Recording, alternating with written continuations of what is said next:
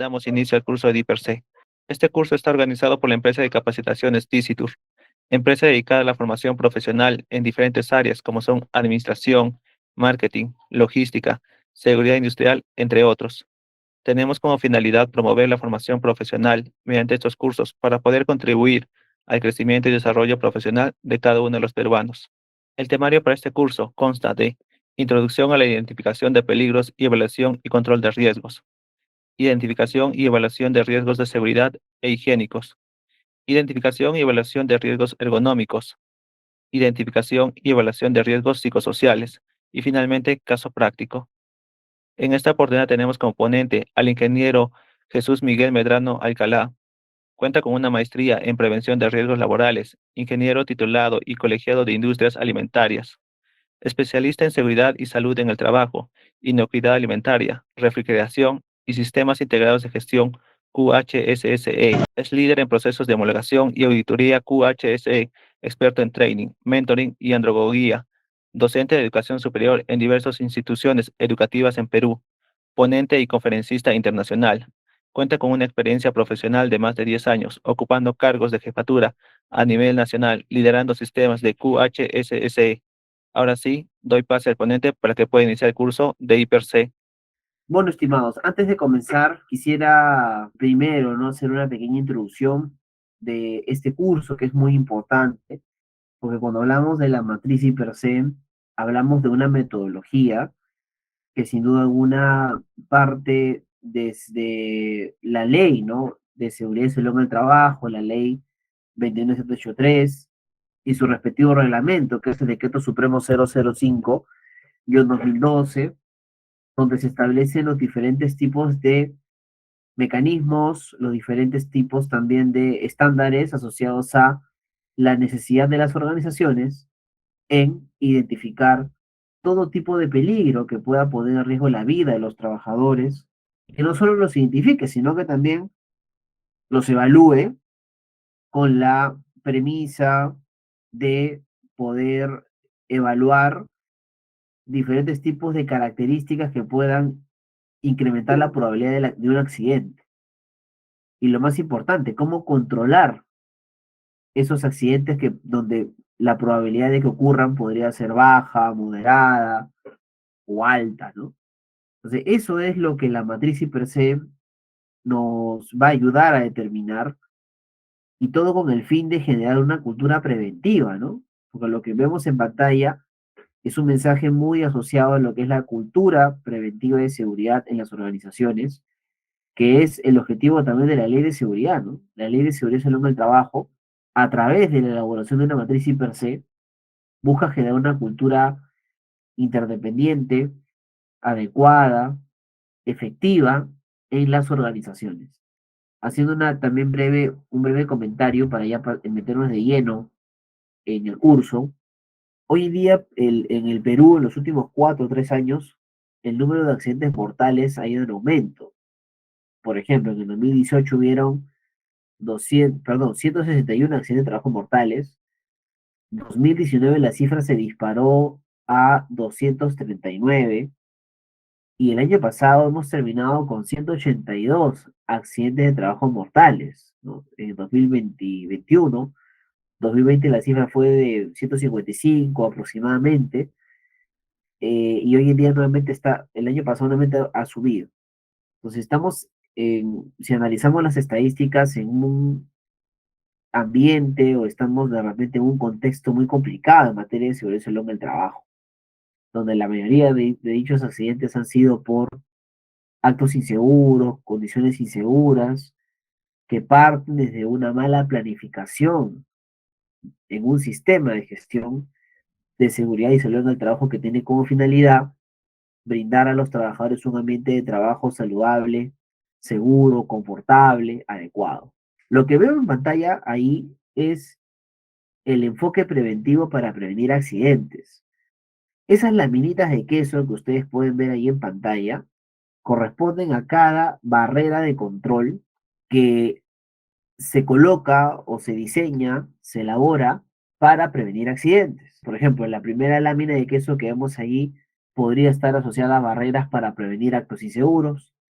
La segunda lámina de queso asociada a prevenir las condiciones inseguras que también desencadenan accidentes. La tercera está asociada a los errores humanos y la cuarta está asociada a los errores que también puede cometer la organización, ¿no? La empresa.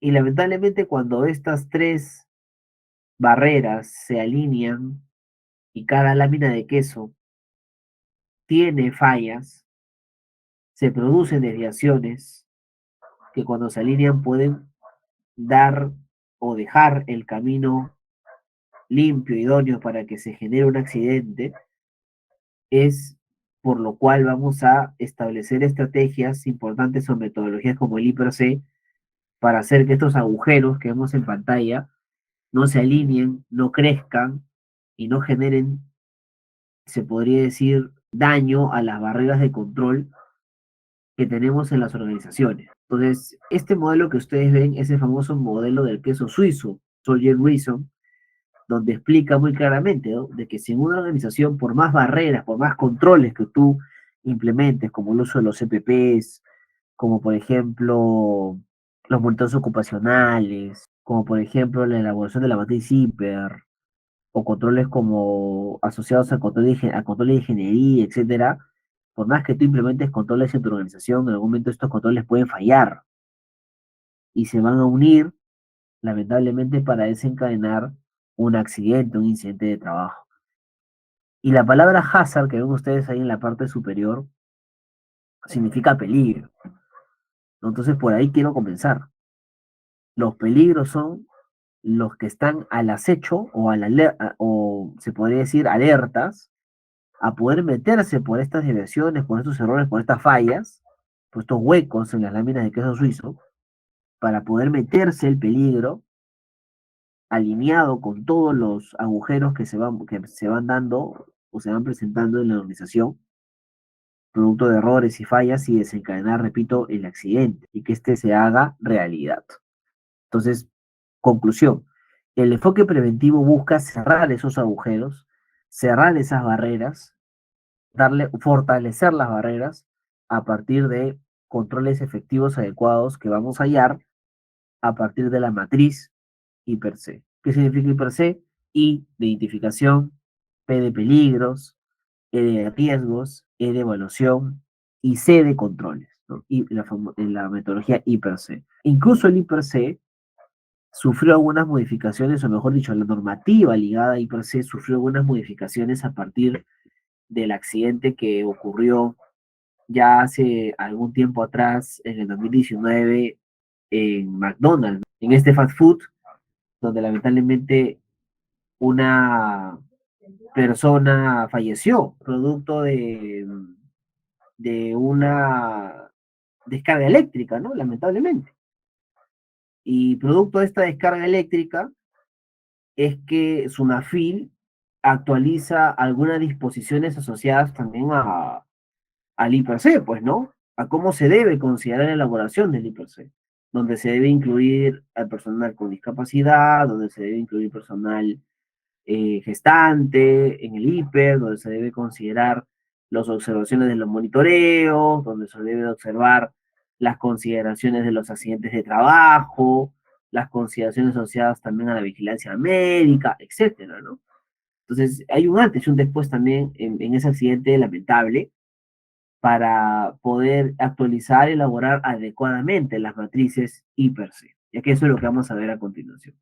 Ahora, ¿por dónde comenzamos, Jesús? De alguna manera tenemos que comenzar en esta metodología para poder identificar adecuadamente los peligros, ¿no? Entonces vamos a comenzar primero haciendo esto, identificando los peligros. ¿Qué cosa es el peligro? El peligro es todo, lo podemos definir como todo aquello que está a nuestro alrededor y que nos puede generar un daño, como por ejemplo una condición insegura, por ejemplo, lo que vemos ahí en la imagen, ¿no? Un trabajador que está trasladando una caja que estuvo a punto de repente de generarle un golpe, un daño, una lesión a esa persona, que felizmente se logra apartar. Pero eso es un acto inseguro, pues, ¿no? Porque estamos viendo trabajadores que están manipulando, en este caso, pues, carga de una manera incorrecta y personal también que comete actos inseguros al momento de caminar sin estar predispuestos o estar atentos a el tránsito de estos vehículos de carga. Entonces, estos son peligros que ocurren a nuestro alrededor siempre, donde hay muchos tipos. Hay peligros ergonómicos, peligros locativos, peligros mecánicos, eléctricos, psicosociales, biológicos, etcétera, ¿no? Por lo tanto, es importante que nosotros identifiquemos los peligros como pero como este compañero lo identificó a tiempo, a través de la observación, y de esa manera prevenir. Jesús, ¿y qué necesito yo en mi trabajo, en mi puesto laboral para identificar peligros? Necesito ser observador y necesito estar concentrado. Por eso que cuando se va a elaborar una matriz CIPER, se establecen o se convocan personas para poder estas personas hacer como que un comité técnico que van a intervenir en la elaboración del IPER, que puede incluir o que debería incluir incluso según la normativa legal vigente a los trabajadores. Los trabajadores son los que también deben de interactuar y participar en la elaboración de las matrices IPERSE, porque ¿quién mejor que los trabajadores que conocen los peligros, los riesgos y los controles que deben implementar en su puesto de trabajo para de esa manera realizar o crear o diseñar una matriz efectiva? Luego tenemos el siguiente paso que es evaluar el riesgo, ¿no? ¿Cómo evaluamos el riesgo? ¿O qué es el riesgo en primer lugar? El riesgo es la probabilidad o la posibilidad de que un trabajador se exponga a un daño y que este daño se haga realidad. Entonces, una vez que el trabajador identifica el peligro a través de la observación, el siguiente paso es evaluar la probabilidad de que ese daño al cual se está exponiendo se haga realidad. ¿Y qué tan probable es que se pueda dar ese daño? Puede ser una probabilidad de daño baja, moderada o alta. Es como esa imagen, ¿no? Vemos un clavo en el piso y una persona que por poquito está muy cerca a tener un contacto directo con ese clavo, a pesar que tiene un zapato de seguridad. Entonces, si nosotros nos preguntamos, ¿no? ¿Cuál es la probabilidad de que este trabajador tenga un contacto directo de su pie con este clavo? Podríamos decir, depende, ¿no?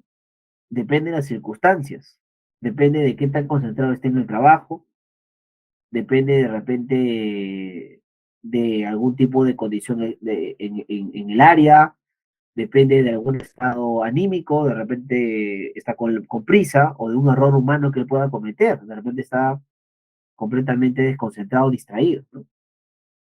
Entonces, esas consideraciones de dependencia incrementan o bajan la probabilidad de que el accidente se haga realidad, se materialice. Y eso tiene que ver con la evaluación del riesgo, ¿no? Es más, el riesgo va a ser siempre igual a la combinación de la probabilidad por la severidad, ¿no? Que eso lo vamos a ver ahora en un caso práctico, para que más o menos ustedes puedan ver cuáles son las consideraciones más importantes que se toman en cuenta durante la evaluación del riesgo, ¿no? Algo más que les quiero comentar. El riesgo también lo podremos definir como riesgos voluntarios e involuntarios, ¿no? Por ejemplo, ¿no? Y conocidos y desconocidos, porque, por ejemplo, una persona que fuma tabaco todos los días es una persona que conoce los riesgos, o las consecuencias, mejor dicho, de su accionar. Sin embargo, nadie lo está obligando a que fume tabaco todos los días sabiendo las consecuencias futuras a las cuales se va a exponer su cuerpo, ¿no? Su integridad física, su salud. Por lo tanto, es un riesgo voluntario donde el trabajador conoce las consecuencias. Cosa muy distinta si tuviéramos un ejemplo, ¿no? Si tuviéramos de repente un trabajador que se expone a un piso mojado. De repente ese trabajador tiene contacto con un piso mojado y se resbala y se fractura el brazo o el coxis. Ese trabajador no eligió, ¿no es cierto?, tener contacto con ese piso mojado. se lo impusieron por algún acto inseguro a otra persona, siendo un riesgo involuntario y desconociendo al trabajador las consecuencias que esto le podría ocasionar. O sea, el riesgo también tiene que ver mucho con eso. El riesgo tiene que ver con la manera en cómo el trabajador logra evaluar, a través de su concientización, su criterio, su análisis, las probabilidades de daño en términos de accidentes que pueden darse a su alrededor. ¿Ya? Eso quiere decir, o sería la explicación de la importancia y relevancia de evaluar los riesgos, ¿no? ¿Y cuál es el siguiente paso, Jesús? El siguiente paso, una vez que el trabajador logra identificar peligros a través de la observación, logra evaluar los riesgos para determinar qué tan probable es que se accidente, el tercer paso es implementar una jerarquía de controles. ¿Qué cosa es la jerarquía de controles? La jerarquía de controles son estrategias, podríamos decir, son procedimientos, pasos a seguir, procesos para prevenir accidentes. La primera jerarquía de controles es la eliminación. ¿Qué cosa es la eliminación? ¿No? La eliminación es un control específico, ¿no? Donde el trabajador puede estar al 100% no expuesto al daño, ¿ok?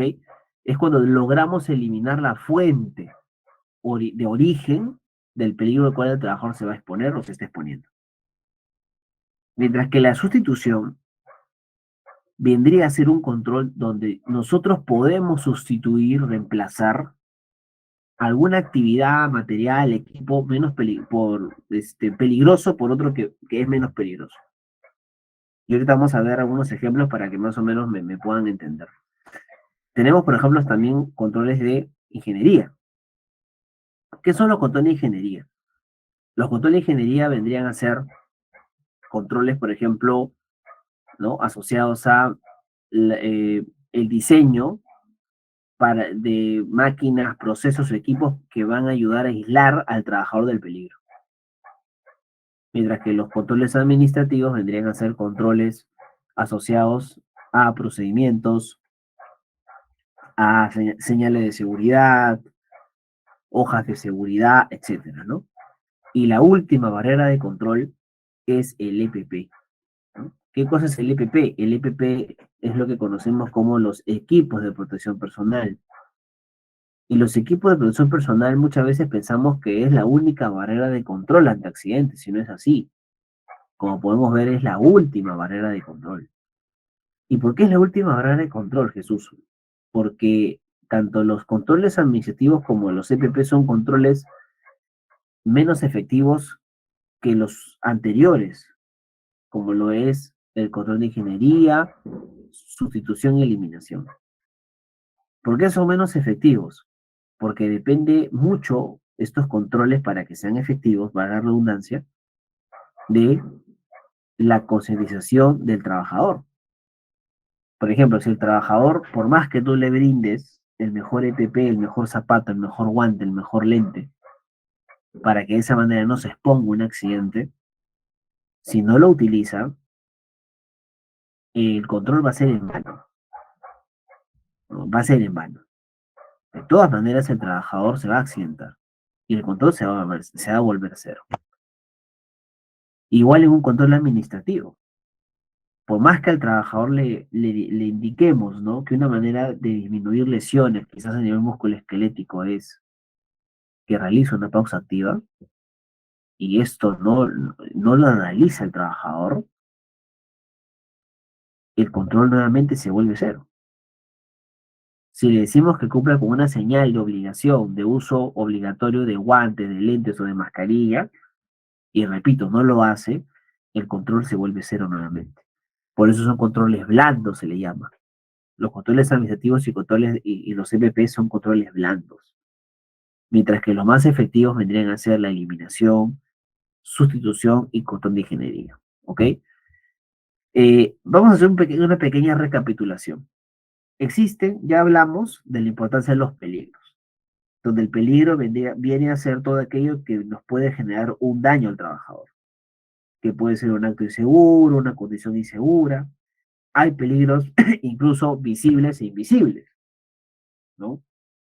Por ejemplo, ¿qué peligro invisible podría haber a nuestro alrededor que necesite ser controlado? La electricidad. La electricidad viene a ser un peligro invisible. Incluso el monóxido de carbono, perdón, el dióxido de carbono, son peligros invisibles, ¿no? El amoníaco, son peligros químicos a la vez. Y hay muchos tipos de peligros, por ejemplo, físicos, como el ruido, ¿no? La vibración, la falta de iluminación. Hay muchos peligros físicos, la radiación, peligros biológicos, virus, bacterias, peligros ergonómicos, las malas posturas, el cargar inadecuadamente pesos, los peligros locativos, como la falta de orden y limpieza, ¿no? Los peligros químicos, como los aerosoles, los vapores, los gases, son peligros químicos, eléctricos, mecánicos, ¿no? Tableros abiertos, herramientas sin aislamiento, máquinas sin guardas de seguridad, son peligros mecánicos. Si eso le sumamos los peligros psicosociales, como por ejemplo el hostigamiento sexual, el bullying, ¿no? Que inclusive lo hemos estado viendo en las noticias en algunos centros educativos, el moving en el trabajo, eh, el estrés, son peligros también, lamentablemente, que desencadenan diferentes tipos de clasificación de peligros, ¿no? Y estos peligros los podemos categorizar en tres etapas, que lo vamos a ver ahora en el caso práctico, como lo son los peligros ergonómicos, los peligros también de salud y los peligros o riesgos asociados también a la seguridad. Y eso lo vamos a ver en el caso práctico. Todos estos peligros tienen riesgos, ya lo dijimos, probabilidades de daño. Y para prevenirlo tenemos que implementar controles, barreras. ¿Se acuerdan el famoso queso suizo? Ya. Cada rebanada de queso es un control, que puede ser un control de eliminación, sustitución, ingeniería, administrativos y EPP. ¿Ok? Cada, repito, rebanada de queso viene a ser un control. Jesús, pero no se supone que si nosotros vamos a implementar controles, estos deben ser efectivos. Ese es el problema, que muchas veces los controles no son efectivos, porque nos ayudan a reducir muy poco la probabilidad de daño. Por lo tanto, hay que implementar muchas veces más controles, ¿no? Para disminuir la probabilidad de accidente. Les pongo un ejemplo. Imagínense eh, que un edificio con un ascensor tenemos que ingresar para de repente ir del primer piso al cuarto piso y hay un ascensor y hay escaleras, lógicamente, para ascender a los siguientes pisos.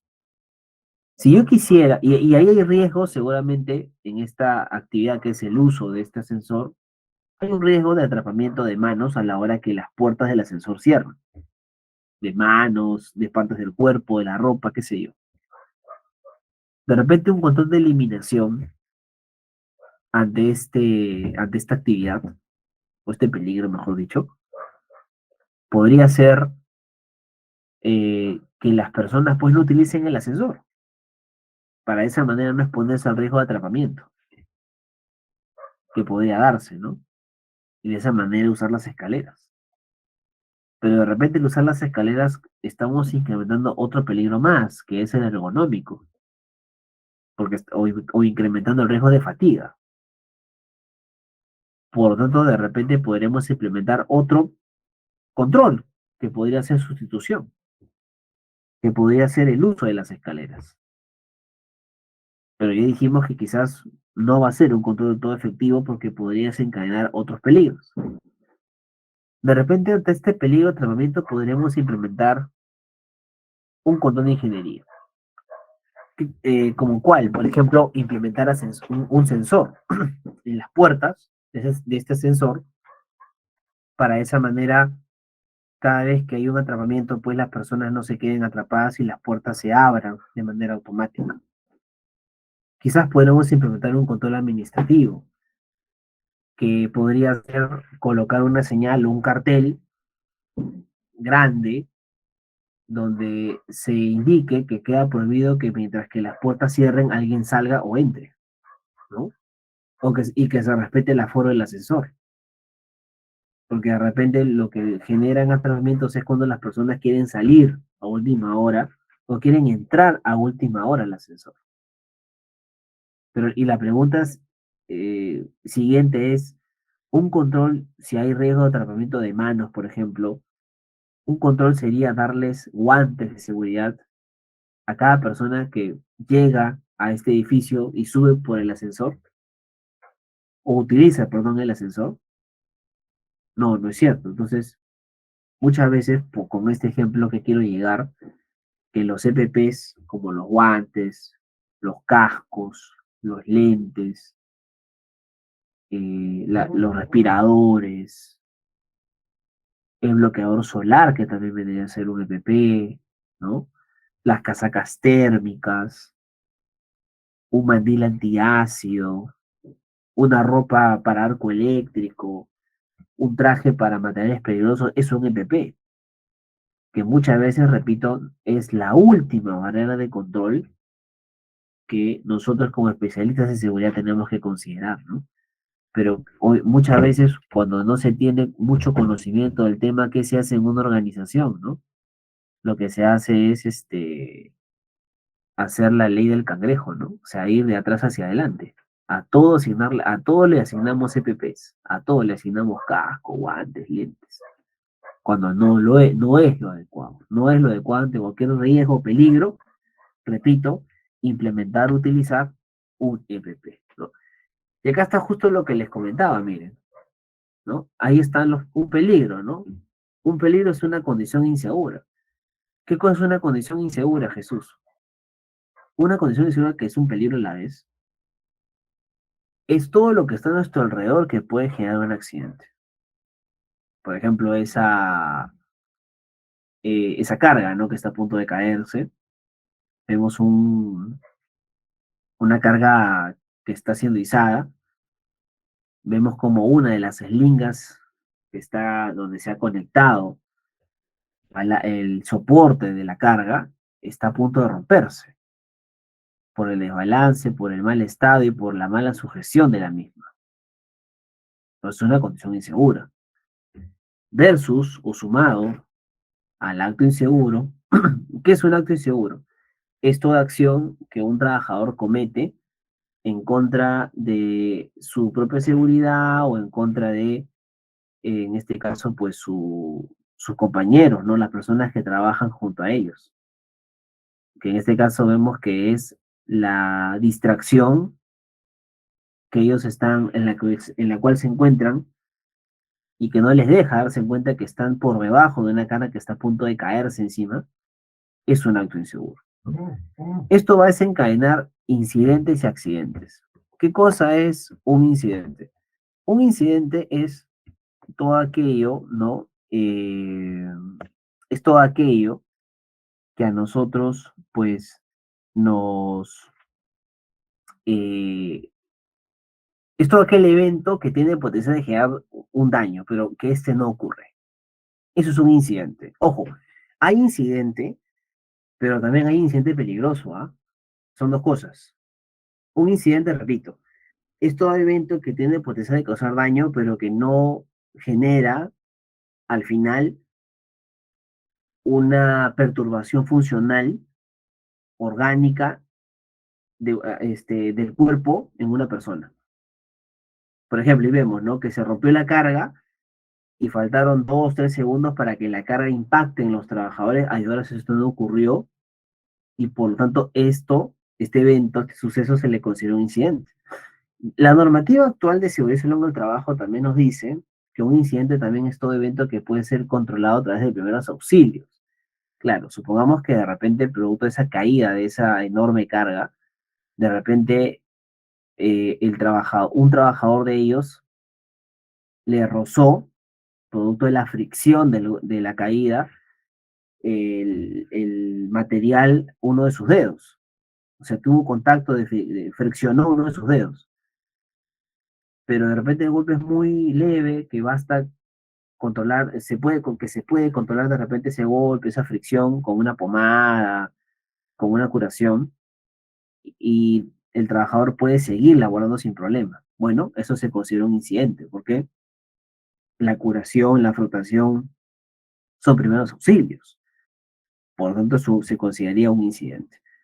Pero otra cosa muy distinta sería un incidente peligroso. ¿Qué cosa es un incidente peligroso? Es un evento donde se pone en riesgo la vida de una o más personas. Por ejemplo, una fuga de gas, un derrame de un químico, ¿no? De repente también podría ser algún tipo de evento peligroso, ¿no? Que pueda poner en riesgo, repito, la vida de muchas personas, ¿no? Que se pueda dar en una organización. Repito, una fuga de gas, una ignición de chispas, un sismo, una explosión. Eso es un incidente peligroso, ¿ya? Y claro, una cosa muy diferente es el accidente, donde también hay tipos de accidentes, ¿no? Ahí, por ejemplo, vemos que muy diferente hubiera sido que si la caja le hubiera impactado a los trabajadores totalmente. Si esto hubiera pasado, estuviéramos hablando de un accidente mortal, porque vemos que la caja le cayó encima a los dos y por el tamaño, etcétera, y las dimensiones, se generaron la muerte instantánea de los trabajadores. Y eso es un accidente mortal, ¿no? En este caso, tipo mortal. Un accidente es un suceso donde la lesión ya ocurre, incluso podría ser mortal.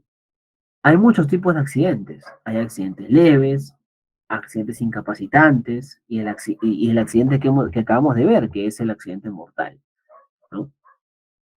¿Cuál es la diferencia entre todos estos, Jesús?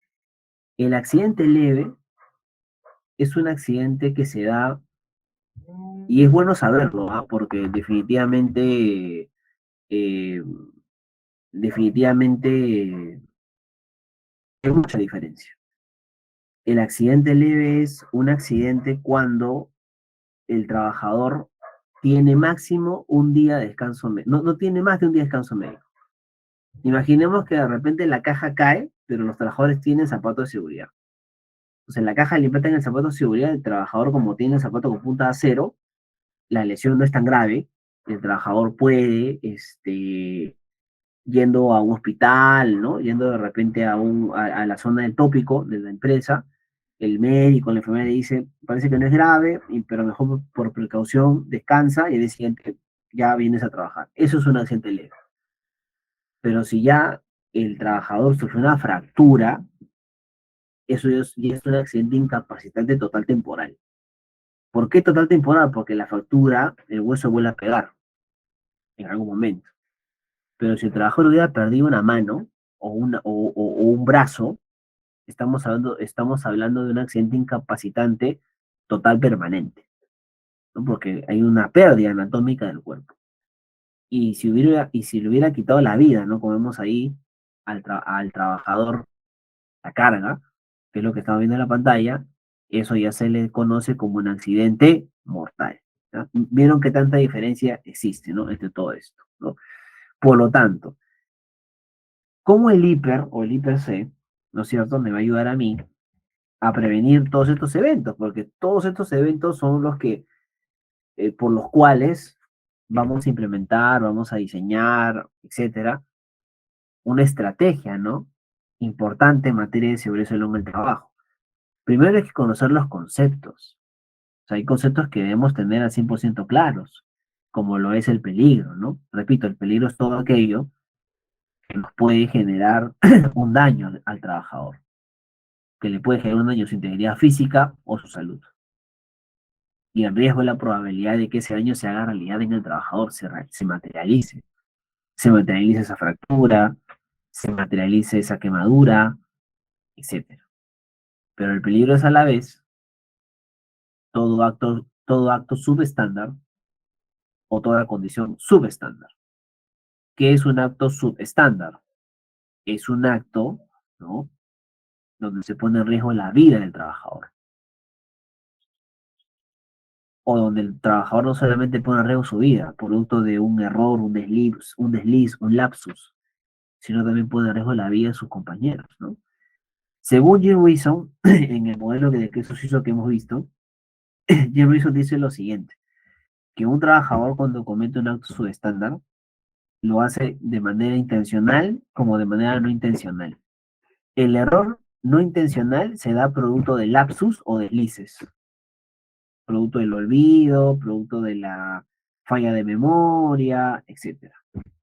Pero cuando ya hay un error intencional por parte del trabajador sabiendo las consecuencias, eso es mucho más crítico, ¿no? Porque estamos hablando de un trabajador que simplemente no se quiere cuidar y que se quiere exponer como si nada a un accidente. Y la condición subestándar es toda condición física que está a nuestro alrededor y que nos puede generar un accidente. Ejemplo de auto subestándar, no usar los EPPs, por ejemplo. Otro ejemplo de auto subestándar, bajar las escaleras sin usar el pasamanos, correr en áreas donde está prohibido, manipular o manejar en estado de ebriedad o manejar a excesiva velocidad, no usar mascarilla en ambientes cerrados, no llenar correctamente un ATS, un PETAR, no usar arnés correctamente mientras es un trabajo en altura, son actos subestándares, ¿no? Mientras que la condición subestándar, repito, es todo lo que está a nuestro alrededor y que nos puede generar un daño, una lesión al trabajador. ¿Qué podría ser una condición subestándar, Jesús? Una condición subestándar podría ser un piso resbaloso, ¿no?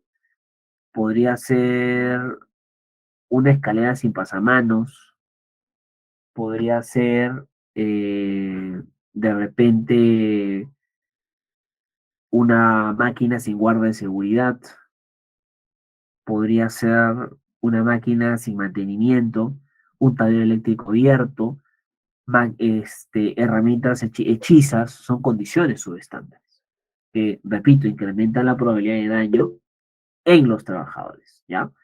Si tienen preguntas, también consultas, por favor, estimados, con toda confianza me las pueden ir dejando en el chat para después me voy a dar unos minutitos, ¿no? Antes que termine la sesión para poder responder sus preguntas con toda confianza. Después de eso viene la jerarquía de controles, que ya lo hemos explicado, ¿no? Algo que me olvidaba. Esta jerarquía de controles que les he explicado, ¿de dónde viene, Jesús? Esa jerarquía de controles viene de la norma OSHA. La norma OSHA, ¿qué cosa es OSHA? Es el estándar americano de seguridad y salud ocupacional, ¿no? Eh, es una organización, perdón, americana de seguridad y salud ocupacional, que establece diferentes estándares y normativas muy interesantes. Estándares más que todo, ¿no? Porque no son obligatorios en Perú y que son facultativas. Y que a partir de esta jerarquía de controles de OSHA es que nosotros hemos asociado esa jerarquía de controles y la estamos usando casi en la mayoría de IPC. Pero ojo, si ustedes revisan la Ley de Seguridad y Salud del Trabajo en su artículo 21-22, si no estoy equivocado, van a darse cuenta que la jerarquía de controles es totalmente diferente en la Ley de Seguridad. No es como la estamos viendo en pantalla. Ya, eso creo que no está de más mencionarlo porque me ha pasado muchas veces cuando he dictado este curso.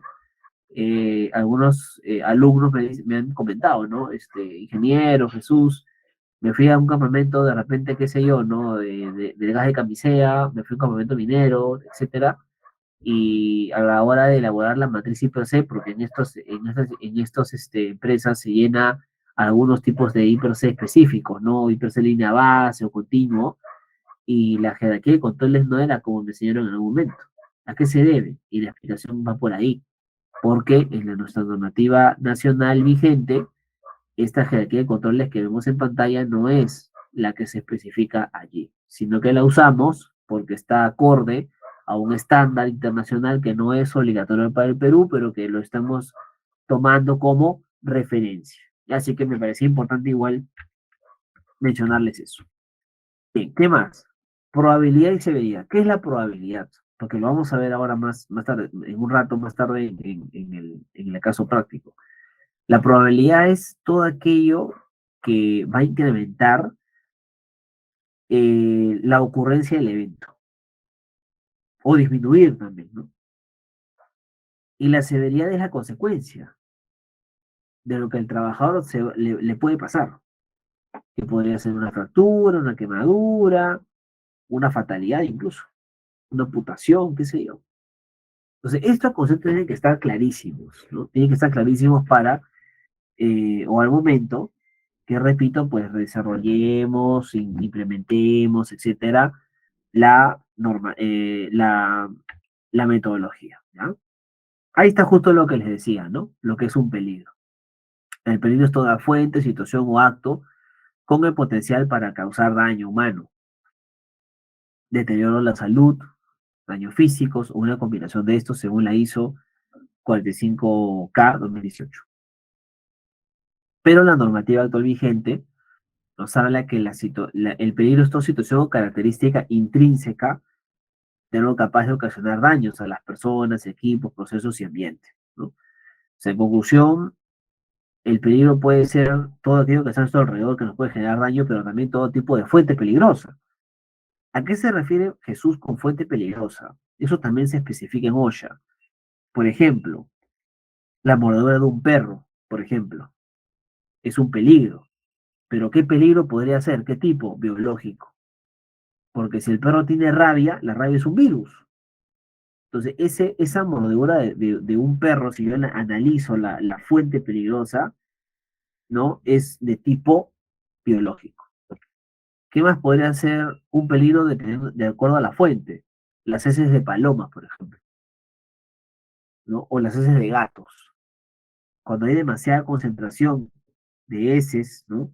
De ciertos animales genera toxoplasmosis, que sería una consecuencia, ¿no? Una severidad en términos de la salud provocados o de tipo fuente viral también, ¿no? Porque estamos hablando de virus altamente perjudiciales para la salud pública, ¿no? Por ejemplo, robos, delincuencia, ¿no? Ataque de animales son peligros también, que tenemos que considerarlo en nuestro IPC. A ver, les dejo una pregunta. Justo, bueno, yo ahorita me encuentro por trabajo ahorita en Ica, estoy en Marcobre, en Parada de Planta, y no sé si han visto las noticias, pero desde muy temprano, en la madrugada, aquí no han cesado los temblores. Es más, hace un rato estaba comenzando la capacitación y comenzó a temblar nuevamente, ¿no? Entonces, asociándolo al tema, los terremotos, los sismos, también se deberían de considerar en el hiper. Y si se deberían considerar, les dejo la pregunta si gustan por ahí me dejan un comentario en el chat. ¿Qué tipo de peligros serían? Los huaicos, ¿no? Los tsunamis, las inundaciones, el granizo, por ejemplo. La semana pasada estuve en Pasco, por ejemplo, eh, en Antamina, en Yanahuanca. Eh, ¿Cómo se consideraría el granizo, por ejemplo? Al cual que también provoca baja temperatura. ¿No? ¿Qué tipo de peligro sería? Son peligros naturales, ¿no? Peligros específicos, también como los que les mencioné hace un momento, que deberíamos también considerar en nuestra matriz hiper, ¿ok? Bien, por lo tanto, consideraciones para determinar el peligro, justo lo que les comentaba. A la hora de elaborar una matriz hiper, lo primero que tenemos que hacer es determinar qué actividad genera el peligro. Una actividad de conducción, una actividad de repente de preparación de materiales, qué sé yo. Y hay que saber si esa actividad es diaria, es decir, rutinaria o no rutinaria, en torno a diseño, infraestructura y factores humanos. ¿Qué más hay que considerar? La organización, el liderazgo, los factores sociales de la misma, las potenciales situaciones de emergencia, justo lo que hablé hace un momento, ¿no? Los sismos, las inundaciones, los terremotos, son situaciones de emergencia, los incendios, ¿no? Hay que determinar también si en la organización hubieron accidentes pasados, internos o externos, porque esos accidentes también podrían volver a pasar. Y producto de eso se ha hecho un análisis para que no vuelva a ocurrir, y eso debería también estar en el hiper. También hay que considerar personas que pueden acceder a una zona afectadas por una. Cambios también en el sistema de gestión. Por ejemplo, ayer nomás, ¿no? Se ha nuevamente ya derogado el estado de emergencia nacional, ojo, no el estado de emergencia sanitaria, que ese todavía continúa, pero hay un cambio específico ahí. Y por lo tanto habría que considerar en nuestra actualización de nuestra matriz y per se. ¿Qué más hay que considerar? Situaciones que la empresa no puede controlar, como por ejemplo, repito, sismos, ¿no? Eventos, fenómenos naturales, ¿no? Por ejemplo, un eclipse será un peligro. ¿Qué pasa si de repente tienes trabajadores en horario nocturno y de repente se ha pronosticado un eclipse, ¿no? O de repente este, tienes eh, o estás trabajando en zonas donde hay vientos huracanados. Por ejemplo, me pasó hace hace 2 años, ir a Pacasmayo, y en Pacasmayo, pues, a partir de las 4 o 5 de la tarde, vientos huracanados, pero enormes, ¿no? Muy peligrosos.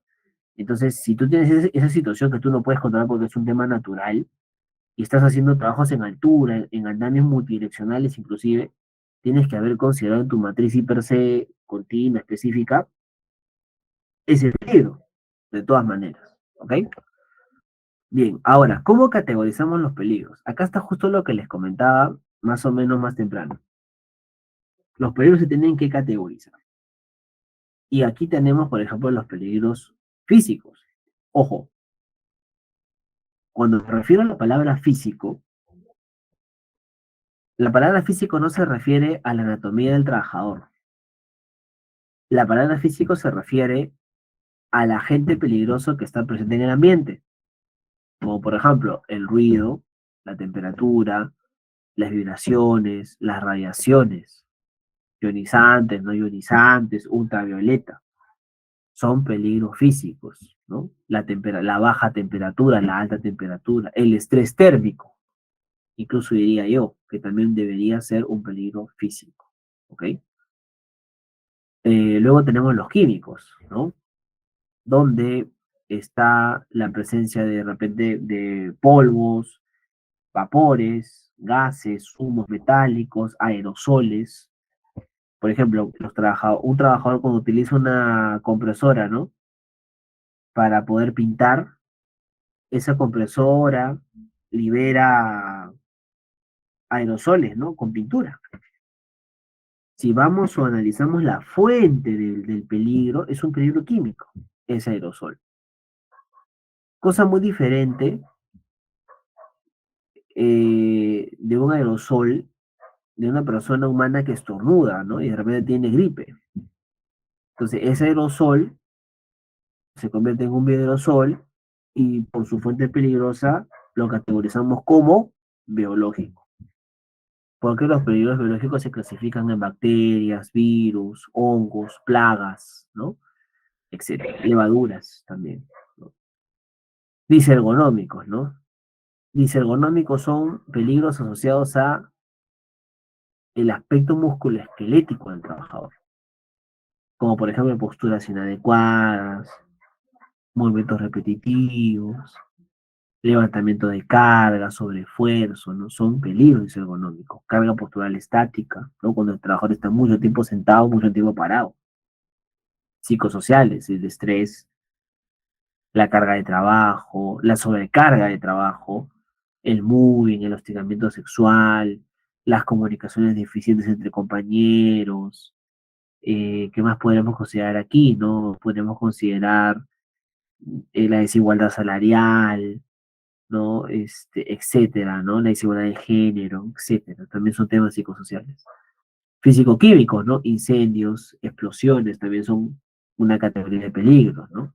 Ignición de chispas, locativos, falta de orden y limpieza, pisos húmedos, escaleras en mal estado, techos a punto de caerse, pisos en mal estado, ¿no? Escaleras sin pasamanos, ya lo dije, pisos con hueco, pisos con agua, etcétera. Mecánicos. máquinas sin protección, o sea, sin guarda, ¿no? O sea, toda máquina, sobre todo que tenga partes en movimiento, ¿no?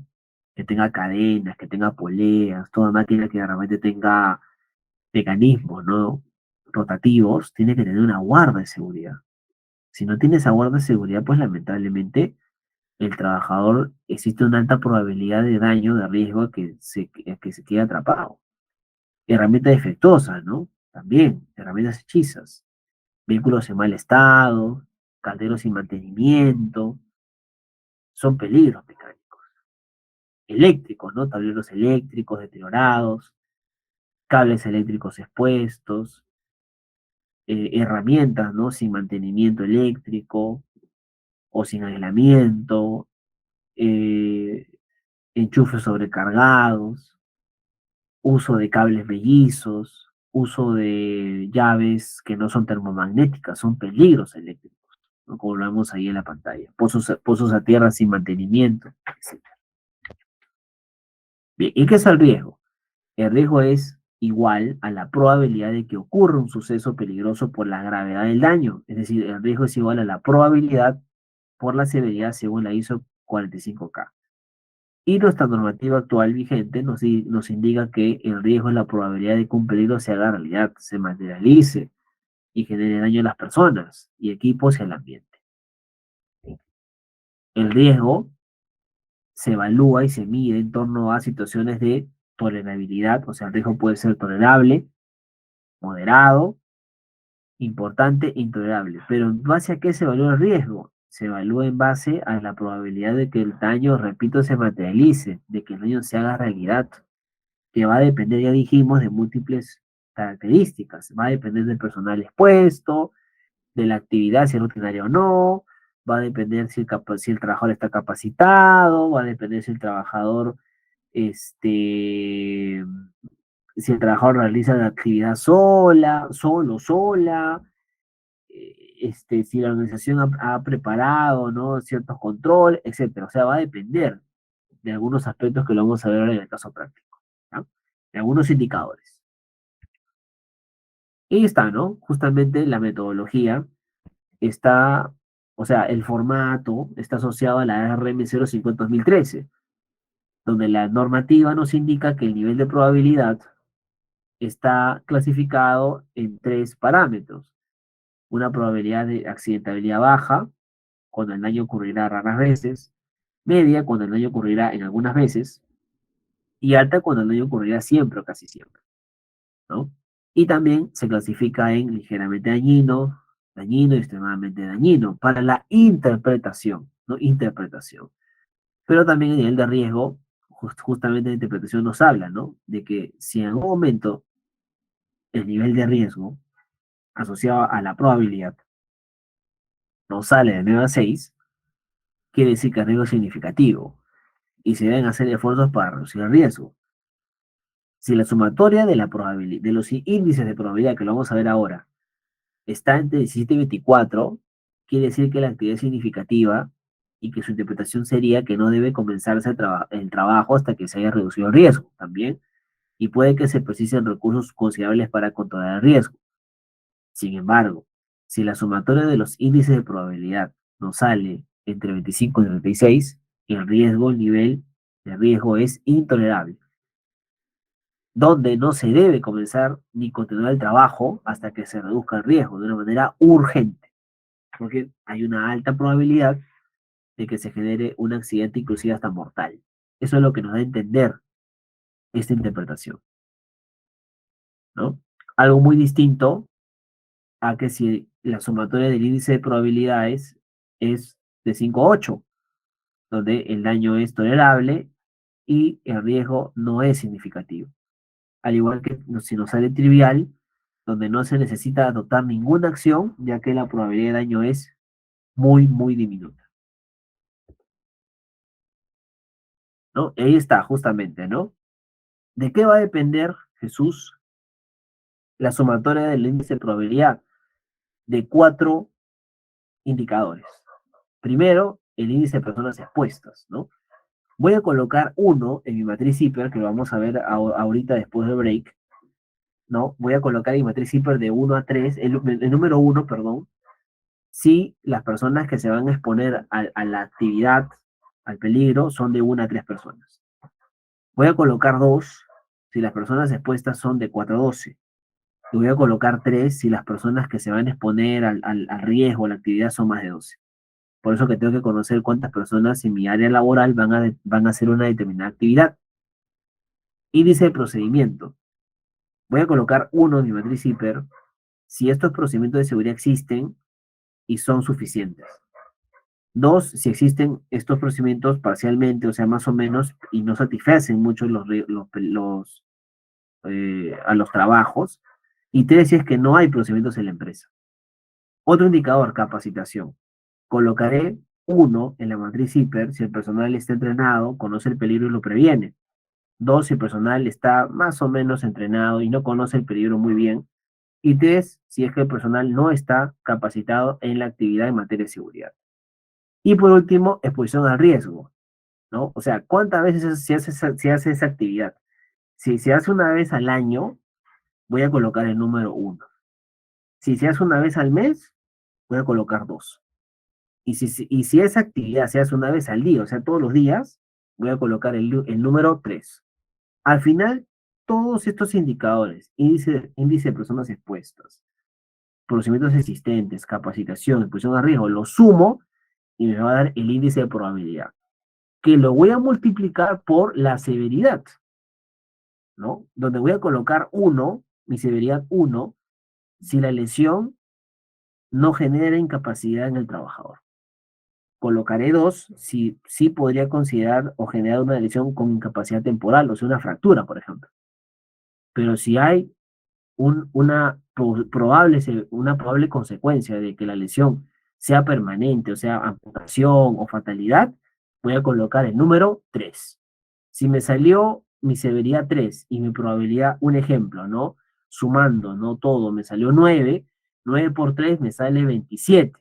Por lo tanto, si yo voy a estimar el nivel de riesgo que está en la columna de la derecha, 27 está más o menos abajo, ¿no? En la parte de intolerable, ¿no? Está en el puntaje de 25 a 36, ahí está 27.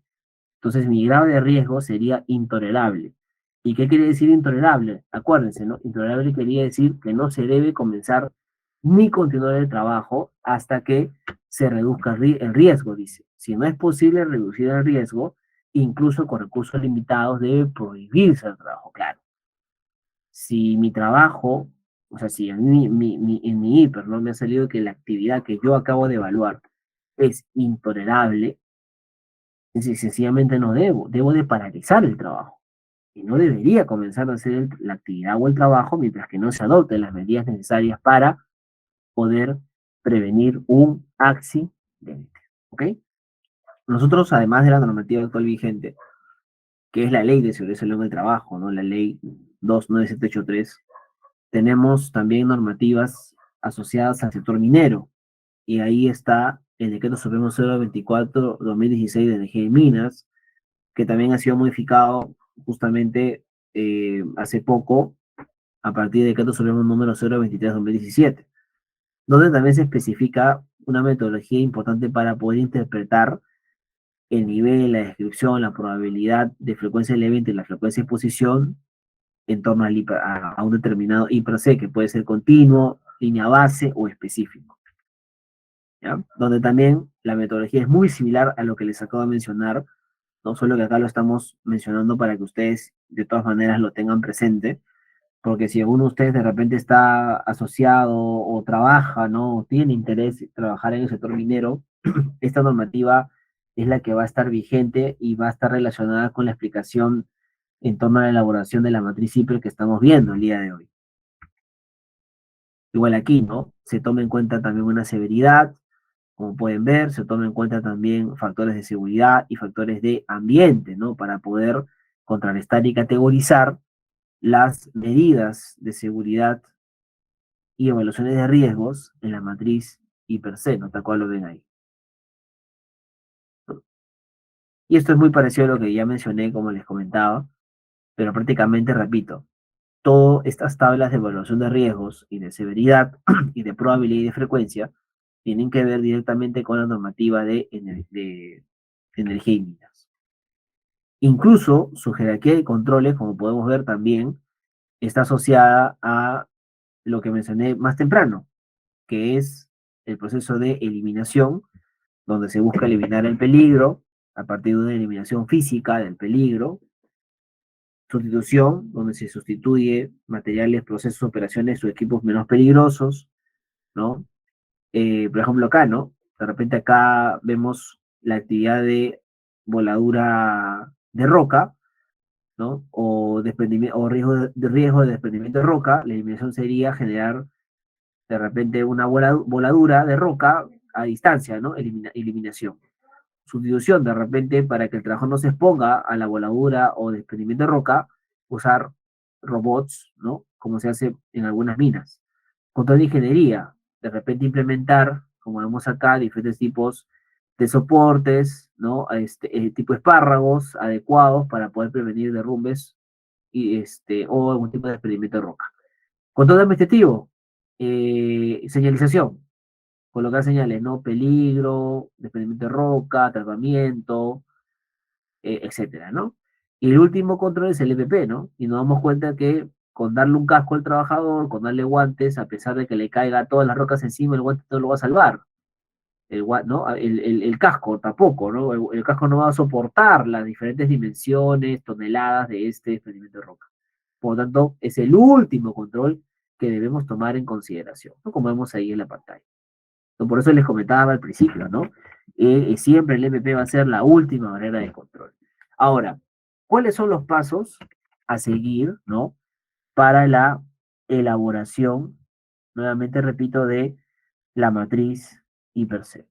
Primero, hay que conocer el puesto de trabajo, hay que reconocer las actividades que realiza el trabajador, por eso que el trabajador tiene que intervenir en la evaluación del IPER, hay que identificar el peligro de sus actividades, sus áreas, su ambiente, si la actividad es rutinaria o no rutinaria, emergencia, determinar el tipo, categorización del peligro, su afectación de seguridad a la salud, evaluar el riesgo, determinar el nivel de riesgo y especificar las medidas de control y establecer estándares, ¿no? Por ejemplo, perdón, o establecer estándares de trabajo, por ejemplo, trabajo de alto riesgo, ¿no? Para de esa manera prevenir accidentes laborales. Ahora sí, vámonos a meternos de lleno. Ah, y acá vemos algunas imágenes, ¿no? Porque esto es lo que también vamos a ver en la matriz. En la matriz no solamente se busca categorizar clasificar el peligro, sino también hay que categorizarlo en términos de ergonomía, en términos de seguridad e higiene, y en términos también de riesgos psicosociales, definitivamente, ¿no? Por ejemplo, ¿no? Si hablamos de hiperergonomía, los peligros tendrían que estar asociados a riesgos disergonómicos. Si hablamos de seguridad e higiene, los peligros asociados aquí estarían o serían los peligros físicos, químicos y biológicos, y los peligros asociados al tema psicosocial, al tema psicosocial, perdón, serían únicos, ¿no? Y permanentes en el hiper. Y bueno, ahí, como menciona pues aquí en este caso el eslogan, la prevención es importante para prevenir accidentes, y para eso es importante también la elaboración de una matriz hiper efectiva. Y justamente eso es lo que quiero mostrarles a continuación, porque lo que vamos a ver ahorita es el caso práctico, ¿no? Aquí ustedes pueden ver una matriz, aquí en mi pantalla. Primero voy a más o menos enseñarle la parte superior, ¿no? O sea, cómo está estructurada esta matriz. Primero, en nuestro país tenemos la normativa RM 050-2013, donde se incluye un formato de matriz per se, muy parecido al que están viendo en mi pantalla. El Decreto Supremo de Minería que les mostré también hace un momento, también tiene formatos, pero esos formatos están asociados, repito, a otros tipos de IPRC, como el IPRC continuo, línea base y específico, ¿ok? Y el que estamos viendo aquí tiene un mix de los dos. ya porque el que está en la RMC 050-2003 es un poquito más sencillo, más simple, pero el que está en las regulaciones sectoriales de minería consideran algunos índices que vamos a ver a continuación, como el índice de personas, procesos, capacitación, exposición, ¿ok? Bien, primero, vamos a enfocarnos en la actividad, ¿ok? Si la actividad, por ejemplo, es conducción de vehículos, ¿ya? El puesto de trabajo va a ser el chofer, ¿no? De ese vehículo o de ese equipo que se le montacarga. La actividad es movilizar materiales peligrosos del almacén principal a la zona de producción. ¿Esa actividad cómo es? ¿O cómo sería? ¿Rutinaria, no rutinaria o de emergencia? Si se hace todos los días, ¿no es cierto? Es rutinaria. Y acá vemos la descripción del peligro. Manejo de equipo montacargas que usa gas. O sea, hay riesgo de explosión. De forma diaria. O sea, ya nos vamos dando cuenta de que esa actividad es rutinaria. Se realiza 2 veces al día, se transporta ácido sulfúrico, o sea, también hay riesgos químicos, ¿no? O sea, aquí podemos identificar peligros químicos, ergonómicos, porque el trabajador trabaja seguramente sentado un gran número de horas, psicosociales, porque tiene que estar concentrado, seguramente hay mucha carga mental también para transportar MATPEL, y también explosión, porque vemos que está usando a gas. Entonces, vamos a enfocarnos en quizás el peligro más, o el tipo de peligro más latente que es en este caso el peligro químico y la explosión. El tipo de riesgo en términos de seguridad sería incendios o quemaduras. A la salud en el tema psicosocial sería estrés, ¿no? Porque imagínense una persona que tenga que manejar 8, 10, 12, 16 horas seguidas o casi todo tiempo, qué sé yo, asociada al manejar no cualquier material, sino un material, repito, altamente peligroso, altamente corrosivo y altamente también dañino no solo para él, sino para cualquier persona, ¿no? Entonces, vamos a analizar el índice de probabilidad. El índice de probabilidad son estos 3 indicadores que estoy colocando amarillo, ¿no? Acuérdense que cuando vimos nuestra tabla, ¿no? A ver, voy a colocar aquí la tabla, por acá estaba, acá está. Acuérdense que nuestra tablita decía lo siguiente, ¿no? Supongamos que, bueno, acá solo está el montacarguista. Entonces, acuérdense, el índice de personas expuestas es, vamos a colocar el número 1 cuando las personas expuestas sean de 1 a 3. Entonces, como acá solo hay un montacarguista, ¿no? Vamos a borrar aquí. Las personas expuestas van a ser una sola. Personas expuestas, una. Índice de procedimientos, ¿no? Índice de procedimientos, colocaré el número 1, vamos a poner un poquito más acá, ahí está. Voy a colocar el número 1 si mis procedimientos son satisfactorios y suficientes. Colocaré 2 si mi personal, perdón, si existe procedimientos si no son satisfactorios, y 3 si no existe, ¿no? Aparentemente aquí vamos a suponer que no haya procedimientos. Entonces voy a colocar, si no hay procedimientos, el número 3, ¿no? Vamos a poner esto un poco más grande, ya para que lo puedan ir viendo. Bien. Ahora, índice de capacitación. A ver, ¿qué me dice, no? Voy a colocar 1 si mi personal está entrenado, conoce el peligro y lo previene. Colocaré 2 si mi personal está más o menos capacitado, conoce el peligro pero no toma acción. Y colocaré el número 3 si mi personal no está entrenado y no conoce el peligro, ¿no? Por acá nos dice, bueno, no nos especifica aquí si está entrenado o no, pero vamos a suponer que no está entrenado, ¿ok? Que no está capacitado. Entonces el número que voy a colocar acá sería el número 3 porque no está entrenado, ¿no es cierto? No está entrenado, coloco el número 3, ¿no? Y por último tengo el índice de exposición. ¿Qué cosa es el índice de exposición? ¿Cuántas veces el trabajador se expone a esa actividad? Si lo hace una vez al año, pues colocaré el número 1. Si lo hace una vez al mes, voy a colocar 2. Si lo hace una vez al día, o sea, todos los días, voy a colocar el número 3, ¿no? Y aquí nos dice que lo hace todos los días, ¿no? O sea, aquí en la descripción del peligro nos dice que lo hace 2 veces al día, entonces lo hace todos los días. Por tanto, yo colocaré el número 3. Aquí voy a colocar el número 3. Y mi IP, que está más para acá, el IP, que es el índice de probabilidad, ¿ya? Va a ser la suma de todo esto. ¿Cuánto es la suma?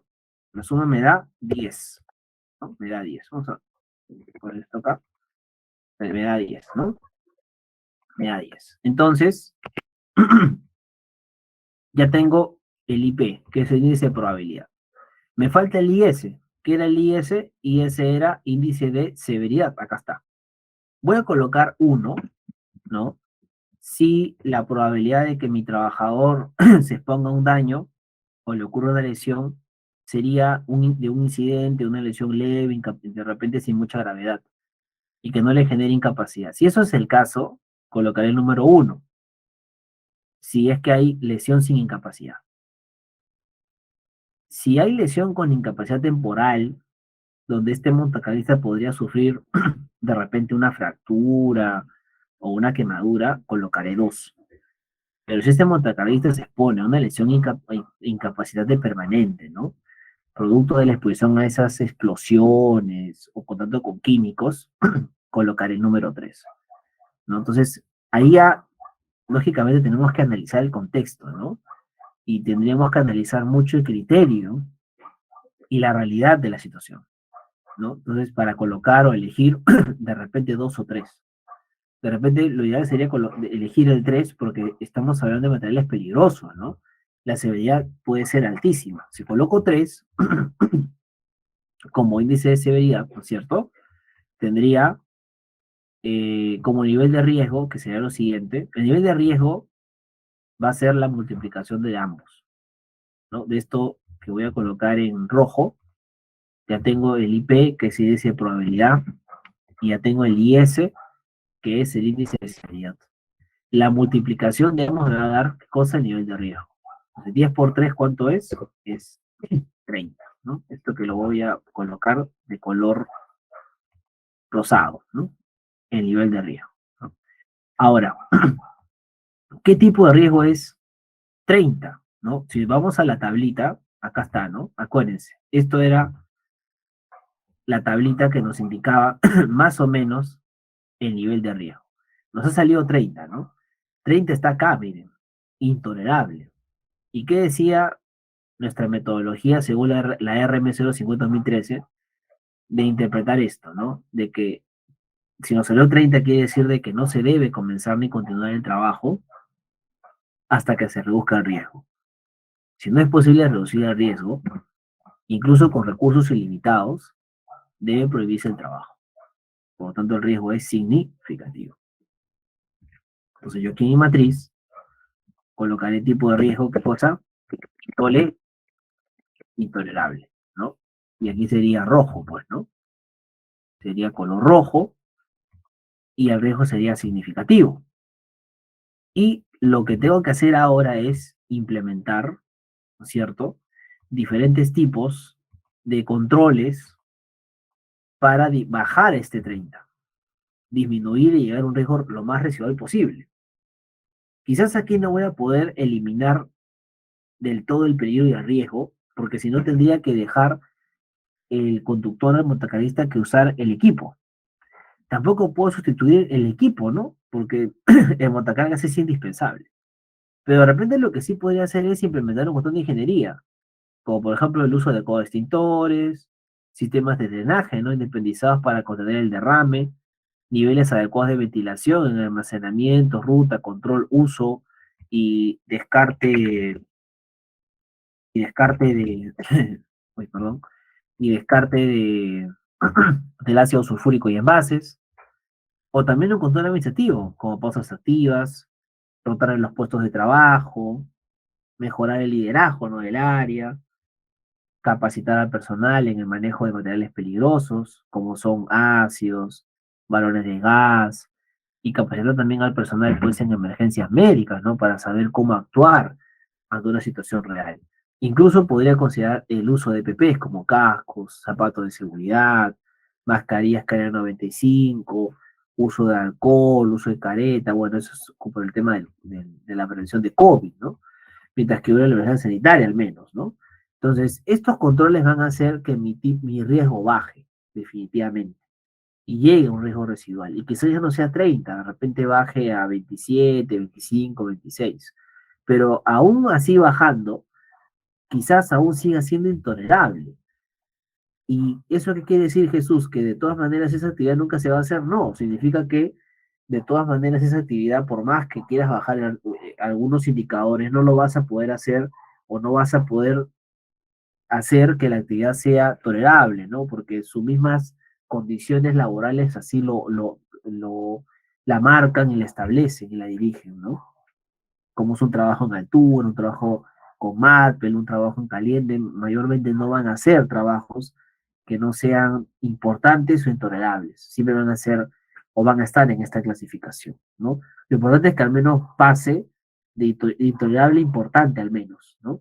Pero si aún así no se puede hacer, repito, no quiere decir de que no puedas hacer el trabajo, sino que requiere mucha mayor supervisión, requiere mucha mayor atención de tu parte y mejores controles efectivos para que los controles no fallen, ¿no? Si se le va a capacitar al trabajador, ese control no puede fallar. Si se va a implementar un control de ingeniería en los camiones cisterna, eso no debe fallar tampoco, para prevenir los riesgos de incendio, quemaduras, derrames, fatalidades, etcétera, ¿no? Que hemos visto, pues, en este ejemplo. Y así sucesivamente, con cada actividad, con cada puesto de trabajo, ustedes van a hacer su IPC, ¿ok? Algo más que les quiero comentar antes de terminar y pasar a alguna pregunta. Eh, el hiper, por eso, estimado, se actualiza de se actualiza anualmente. Y eso también está en la normativa. O sea, el hiper, como cambia constantemente, tú lo tienes que actualizar, porque las operaciones cambian, las normativas legales cambian, ¿no? Etcétera. Entonces, se tiene que actualizar mínimo una vez al año. ¿Y quién actualiza el IPC? El Comité de Seguridad en coordinación siempre con la alta dirección, con los trabajadores. Es importante que ayuden a actualizar siempre las noticias IPC. O sea, tiene que haber participación de los trabajadores. ¿Y cómo lo evidencio? En el libro de actas del comité o del supervisor, tiene que haber una evidencia de que los trabajadores participaron en la elaboración de la matriz IPC. Y por último, el IPC tiene que estar publicado. O sea, el IPER es un documento importantísimo que ustedes lo tienen que publicar, que ustedes tienen que siempre tenerlo disponible para las partes interesadas, que tienen que tenerlo siempre a disposición de las personas que en realidad lo necesitan saber para que de esa manera el trabajador sepa cuáles son sus peligros, cuáles son sus riesgos y lo más importante, qué hacer para prevenir accidentes. Bien, estimados, no sé si, en resumen, ¿no? El IPER es un documento importante y yo espero que en realidad toda esta información les haya servido, tanto de manera teórica como práctica, para poder iniciar una correcta elaboración de la matriz. No sé si hasta aquí tendrán quizás alguna pregunta, alguna consulta de su parte. Si es así, quedo atento y le procedo a dar el pase a Clipton. Si hay preguntas de por medio, encantado de responderlas. Correcto. Damos inicio a la sección de dudas y consultas. Las personas que quieran participar pueden levantar su mano para poderles dar pase o también pueden escribir sus preguntas mediante lo que es el chat del Google Meet. Aquí tenemos la mano levantada de César. Adelante, puedes hacer tu consulta. Profesor, buenas noches. Disculpe la molestia. La ley de seguridad la ley de la que usted nos habla, ¿no? La ley de seguridad y salud en el trabajo, la 29783, ¿tiene alcance con las Fuerzas Armadas y la policía? Eso sería todo, ¿no? Gracias. Sí, sí, claro, claro que sí, estimado. Sí, sí tiene alcance a la policía, las Fuerzas Armadas, a las organizaciones públicas. Sí, la respuesta es sí, efectivamente. El alcance de la normativa es prácticamente inclusive a cualquier persona natural o jurídica que tenga una organización establecida, ¿no? En el país. Acá tenemos una consulta de Lucila. El IPRC que se hace anualmente, ¿a qué se actualiza? ¿Engloba todos los proyectos que se realizan durante todo el año? Sí, claro, efectivamente se actualiza en base a algún tipo de cambio que tú hayas podido tener, ¿no? En tu organización, porque lógicamente todos los años siempre las actividades pueden variar, las operaciones cambian, los riesgos cambian, y lo ideal es actualizar todo aquello que tanto desde el marco normativo, operacional, estructural, o de equipo se haya dado pues durante ese año, estimada Lucila, se tenga que tomar en consideración. Correcto, muchas gracias. A ver, creo que aquí hay una consulta más. Vamos a leerla. En el caso de una contratista, tiene varios proyectos que se realizan durante un año y de cada proyecto se hace su IPRC. Sí, claro que sí, definitivamente, porque cada proyecto tiene diferentes peligros, cada proyecto tiene diferentes riesgos y van a haber diferentes medidas de control que implementar, ¿no? Entonces la respuesta es sí, cada contratista que tiene diferentes proyectos o actividades o clientes debe tener su IPRC basado en la actividad del proyecto, cotización o servicio que va a realizar. Agradezco a todos los participantes y en especial al ponente Jesús por haber compartido sus conocimientos el día de hoy.